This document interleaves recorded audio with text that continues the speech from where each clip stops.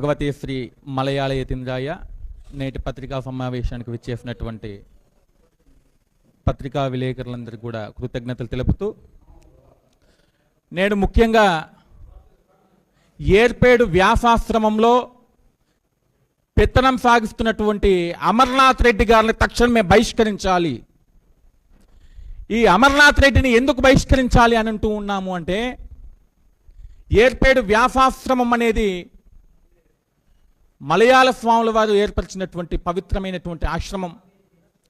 అటువంటి ఆశ్రమం లోపల కోశాధికారిగా బాధ్యతలు స్వీకరించినటువంటి అమర్నాథ్ రెడ్డి గారు చేసేటువంటి పనులు ఏమిటి అంటే ఈ దారుణమైనటువంటి పనులు. మీరు చూడొచ్చు, ఈ యొక్క సన్నివేశము 2008 లోపల వ్యాసాశ్రమంలో ఉన్నటువంటి అమ్మాయిల మీద లైంగిక దాడి జరిగిందని చెప్పేసి ఈయన కోశాధికారిగా బాధ్యతలు తీసుకొని చేసేటువంటి పనులు ఏమిటంటే లైంగిక దాడులు అమ్మాయిల మీద. మరి ఇటువంటి అమ్మాయిల మీద దాడులు చేసినటువంటి వ్యక్తిని ఆశ్రమంలో ఉంచాలని మేము అడుగుతా ఉన్నాము. ఈ అమర్నాథ్ రెడ్డి అక్కడ కనుసైగలు జరగకపోతే కాకులు కూడా వాలట్లేదు ఆశ్రమంలోనికి. మేము అడుగుతా ఉన్నాము, అయ్యా అమర్నాథ్ రెడ్డి, ఆశ్రమం నీ అబ్బ జాగీరా? అసలు ఆశ్రమం అనేది అందరికీ ఆశ్రయాన్ని ఇచ్చే విధంగా ఉండాలి. మరి ఒకప్పటి ఆశ్రమము ఈరోజు చాలా దారుణమైనటువంటి పరిస్థితికి తీసుకొచ్చావు నువ్వు. మలయాళ స్వామి ఆశయాలకు వెన్నుపోటు కలిగించేలా నీ యొక్క ప్రవర్తన ఉంది. అసలు మేము అడుగుతా ఉన్నాము, నీకు ఆశ్రమానికి ఏం సంబంధం అని చెప్పేసి. నీవేమైనా సన్యాసాశ్రమంలో ఉన్నావా? కాషాయం కట్టినటువంటి వాడివా? ఎటువంటి విధి విధానాలు లేకుండా కోశాధికారినంటూ ఆశ్రమంలో చేరి ఆశ్రమాన్ని సర్వనాశనం చేయాలని కంకణం కట్టుకున్నావు ఈరోజు నువ్వు. ఈ యొక్క వ్యతిరేక విధానాన్ని చూస్తూ ఉంటే ఆశ్రమం యొక్క భక్తుల లోపల ఒక ఆందోళన కలుగుతూ ఉంది. వ్యాసాశ్రమం అనేది ఆంధ్రావనికే వన్నె తెచ్చినటువంటి ఆశ్రమం. అటువంటి ఆశ్రమము నేడు ఆపదల్లో మునిగిపోయింది. ఆశ్రమం ఆస్తులన్నీ కూడా కనుమరుగైపోతున్నాయి. ఆశ్రయం యొక్క వారసత్వ సంపదలను కనుమరుగైపోతూ ఉన్నాయి. ఆశ్రమం అంటే ఆశ్రయించినటువంటి వారికి ఆశ్రయం కల్పించాలి, కానీ ఈరోజు ఆశ్రమాన్ని సందర్శించాలి అని చెప్పేసి వెళితే మీరు గేటు బయట గంటల కొద్ది నిలబెడతా ఉన్నారు. ఈరోజు తిరుమల వెంకటేశ్వర స్వామి దర్శనం అవుతుంది, కానీ వ్యాసాశ్రమం యొక్క మలయాళ స్వామి దర్శనం చేసుకుందామంటే దర్శనం కాకుండా చేస్తూ ఉన్నారు. అంటే అది వ్యాసాశ్రమం అనేది మీ యొక్క కుటుంబ సంపదగా భావిస్తున్నారా? ఈ యొక్క అమర్నాథ్ రెడ్డి గారు వీరి మీద మనం చూస్తే గనక 2008 లోపల లైంగిక వేధింపుల మీద కేసులు జరిగాయి. తదనంతరం వీరు దాదాపు 18 రోజుల పాటు జైల్లో ఉండి వచ్చారండి. 18 రోజుల పాటు జైల్లో ఉండొచ్చినటువంటి వ్యక్తి ఈరోజు తెలుగు రాష్ట్రం లోపల ఒక ప్రధానమైనటువంటి ఆశ్రమం లోపల కీలకమైనటువంటి బాధ్యతలు వాడుతూ చక్రం తిప్పుతా ఉన్నాడు. ఈ అమర్నాథ్ రెడ్డి ఒకడేనా అంటే కాదు, అమర్నాథ్ రెడ్డి ఒకటే కాదు, ఈయన అయిపోయింది. ఈయన కుటుంబ సభ్యులు కూడా ప్రవేశించారు. ఈయన పెత్తనం చేస్తూ ఉన్నాడు, ఈయన కుటుంబ సభ్యులు పెత్తనం చేస్తూ ఉన్నారు. మేము ఈరోజు ఒకటే అడుగుతా ఉన్నాము, ఈ యొక్క వ్యాసాశ్రమం యొక్క ఖ్యాతి అనేది ప్రపంచమంతటా విస్తరించింది. భారతదేశం లోపల అనేక చోట్ల ఆశ్రమాలు ఉన్నాయి, ఆశ్రమానికి ఆస్తులు ఉన్నాయి. ఈరోజు ఆస్తులను అమ్మి వేసుకుంటున్నారు. ఆశ్రమానికి తూట్లు పడుస్తున్నాడు ఈ అమర్నాథ్ రెడ్డి. ఈ అమర్నాథ్ రెడ్డి ఎప్పుడైతే ఆశ్రమంలోకి అడుగు పెట్టాడో ఆ రోజు వ్యాసాశ్రమం యొక్క ఖ్యాతి అనేది పడిపోయింది. రోజు రోజుకు దిగజారుతూ ఉన్నాడు. ఇప్పటికి కూడా ఆశ్రమం లోపల ఈ యొక్క లైంగిక దాడులు ఆగాయంటే ఇప్పటికీ కొనసాగుతున్నాయన్నటువంటి వార్తలు మాకు వినిపిస్తూ ఉన్నాయి.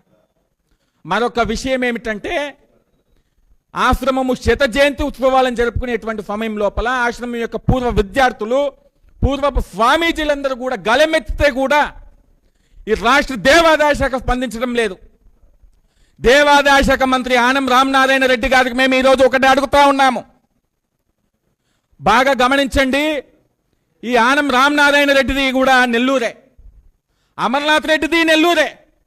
ఇద్దరూ ఒకటే వర్గానికి సంబంధించిన వారు అవటం చేత ఆశ్రమానికి ఉన్నటువంటి కోట్లాది సంపదను కొల్లగొట్టడానికి దేవాదాయ శాఖ మంత్రి కూడా సహకరిస్తున్నారన్నటువంటి వార్తలు మాకు వినిపిస్తూ ఉన్నాయి. కాబట్టి అయ్యా ఆనం రామనారాయణ రెడ్డి గారు, దేవాదాయ శాఖ అంటే దేవతల యొక్క ఆస్తులను పరిరక్షించాలి. కానీ ఇటువంటి దొంగ నాయకులతో ఈ లైంగిక వేధింపులు చేసేటటువంటి ఈయన అమర్నాథ్ రెడ్డి కాదు, అబద్ధాల రెడ్డి. వీడికంటే పాపాత్ముడు ఇంకొకటి ఉండడని మేము అడుగుతా ఉన్నాము. ఇటువంటి వీడితో చేతులు కలిపి వ్యాసాసురం యొక్క ఖ్యాతిని దెబ్బతీస్తూ ఉన్నారు. మీ యొక్క ధోరణిని మార్చుకోలేకపోతే గనక తక్షణమే మీ యొక్క దేవాదాయ శాఖ మంత్రి పదవికి రాజీనామా చేయండి అని చెప్పేసి మేము కోరుతా ఉన్నాము. అయ్యా నారా చంద్రబాబు నాయుడు గారు, డిప్యూటీ సీఎం అయినటువంటి పవన్ కళ్యాణ్ గారు, నారా లోకేష్ గారు, మీ అందరికీ తెలుసు, ఆంధ్ర రాష్ట్రం లోపలనే అద్భుతమైనటువంటి ఆశ్రమం ఏదైనా ఉందంటే అది వ్యాసాశ్రమం మాత్రమే. స్వామి మలయాళ స్వాముల వారు చెప్పారు, స్త్రీలు కూడా పురుషులతో సమానంగా చదవాలని చెప్పేసి చదువులు ఏర్పాటు చేశారు. పూర్వము వేదాన్ని పరిరక్షించాలని చెప్పేసి ఆశ్రమం లోపల అబ్బాయిలకు వేద పాఠశాలను ఏర్పాటు చేస్తే ఈ అమర్నాథ్ రెడ్డి వచ్చాక వేద పాఠశాలను తీసేశాడయ్యా. వేద పాఠశాలను తీసేశాడు. సంస్కృత పాఠశాల ఉంటే సంస్కృత పాఠశాలను తీసేశాడు. విద్యానందగిరి స్వాముల వారు కంటి ఆసుపత్రిని ఏర్పాటు చేస్తే ఆ కంటి ఆసుపత్రిని తీసేశాడు. ఈ అమర్నాథ్ రెడ్డికి ఒకటే కావాలా, పురుషులు చదవకూడదు, ఆశ్రమంలోకి భక్తులు రాకూడదు, ఆయన అనుమతి లేని కాకి కూడా వాలకూడదు, ఆయనకు ఎవరు ఉండాలంటే కన్యలు ఉండాల. అందుకోసం కన్యా గురుకులాన్ని మాత్రం పెట్టుకున్నాడు. ఆ కన్యా గురుకులంలో పెత్తనం ఎవరిది అంటే అమర్నాథ్ రెడ్డి గారు. ఈయనకు పోతా ఉంటే ఆశ్రమంలో చదువుకునేటువంటి విద్యార్థులందరూ కూడా సేవ చేయాల. అంటే ఈయన ఉన్నది ఆశ్రమానికి సేవ చేయించుకోవడానికి కాదు, ఆయన కుటుంబానికి సేవ చేసుకోవడానికి ఆయన ఉన్నాడు. ఎప్పుడైతే ఈ అమర్నాథ్ రెడ్డి వ్యాసాశ్రమం నుంచి తొలగించబడతాడో అప్పుడే ఆశ్రమం సంరక్షించబడుతుంది. కాబట్టి రాష్ట్ర ప్రభుత్వానికి, దేశంలో ఉన్నటువంటి వ్యాసాశ్రమ భక్తులందరికీ, పూర్వ విద్యార్థులకు, పూర్వ స్వామీజీలందరూ కూడా మేము ఈ యొక్క వేదిక ద్వారా ఒకటి తెలియజేస్తా ఉన్నాము. వ్యాసాశ్రమం యొక్క ఔన్నత్యాన్ని, వ్యాసాశ్రమం యొక్క గొప్పతనాన్ని కాపాడుకోవాల్సినటువంటి బాధ్యత మన అందరి మీద ఉన్నది. కాబట్టి ప్రతి ఒక్కరు స్పందించాలి. మేము ఒకే విషయాన్ని ఖచ్చితంగా చెప్తా ఉన్నాము, అమర్నాథ్ రెడ్డిని గనక తొలగించకపోతే మేము నిరసన దీక్ష చేపడతాము. వీలైతే ఆమరణ నిరాహార దీక్ష కూడా సిద్ధమవుతాము మా యొక్క ఆశ్రమాన్ని కాపాడుకోవడానికి అని చెప్పి సభాముఖంగా తెలియజేస్తూ, ఈ యొక్క ఆశ్రమం కాపాడుకోవటం మన అందరి బాధ్యత అని తెలియజేస్తూ ముగిస్తూ, ఓం నమో భగవతే శ్రీ మలయాళ యతీంద్రాయ. ఆయన యొక్క పెత్తనము ఈ వీరి నాన్నగారు ఆశ్రమం లోపల ఎంతో సేవ చేశారు. వారి కుటుంబం వరకు సేవ బాగుందని చెప్పేసి కోశాధికారిగా చేస్తే, కేవలం కోశాధికారి మాత్రమే కాదు, ఇటు కోశాధికారిగా ఆయన్నే ఉంటాడు, అటు ఉపాధ్యాయుడిగా ఆయన్నే ఉంటాడు, ఆశ్రమ బాధ్యతలు మొత్తం కూడా ఈయన్నే మోస్తూ ఉంటాడు. ఈయన మోస్తూ ఉన్నాడు, బాగానే ఉందని పక్కన పెడితే ఇప్పుడు ఆయన కుటుంబ వారసత్వ సంపదగా వారి కుటుంబ సభ్యులను కూడా ఆశ్రమం లోపల జాయిన్ చేసి ఆ బాధ్యతలు కూడా వారి కుటుంబ సభ్యులకు కూడా అప్పగించేస్తారు. మేము వేసినటువంటి నింద అబద్ధము అయితే గనక తక్షణమే దేవాదాయ శాఖ మంత్రి గారు ఈ యొక్క ఆశ్రమానికి సంబంధించినటువంటి భూములు కానివ్వండి, ఆశ్రమానికి సంబంధించినటువంటి ధన సంపద కానివ్వండి, మేము క్లియర్గా చెప్తున్నాము. 2008 కంటే ముందు ఎన్ని ఆస్తులు ఉన్నాయి, ఈ 2026కు వచ్చేసరికి ఎన్ని ఆస్తులు ఉన్నాయనేది మాకు బయట పెట్టమని చెప్పండి. ఆశ్రమానికి సంబంధించినటువంటి భూములు కూడా అమ్మివేశారు. అసలు ఆశ్రమం యొక్క ఆస్తులు అమ్మివేసే అధికారము ఆ అమర్నాథ్ రెడ్డికి కానివ్వండి, అక్కడ ఉండేటువంటి వారికి కానివ్వండి ఎవరిచ్చారు? మలయాళ స్వాముల వారు ఇచ్చినటువంటి ఒక నివేదికలో పర్టికులర్గా వారు చెప్పారు, ఆశ్రమం యొక్క ఆస్తులను కానివ్వండి, ఆశ్రమం యొక్క సంపదను కానివ్వండి అమ్మివేసేటువంటి రైట్స్ లేవు. ఆ రోజు స్వామివారు ఒకటే చెప్పారు, నేను సంపాదించినటువంటి ఆస్తితో వచ్చేటువంటి వడ్డీతోనే ఆశ్రమం నడుస్తుందని చెప్పారు. కానీ ఈరోజు వడ్డీ లేదు, అసలు లేదన్నటువంటి విధానంగా ఆశ్రమం యొక్క పరిస్థితి మారిపోయింది. ఓం నమో వెంకటేశాయ.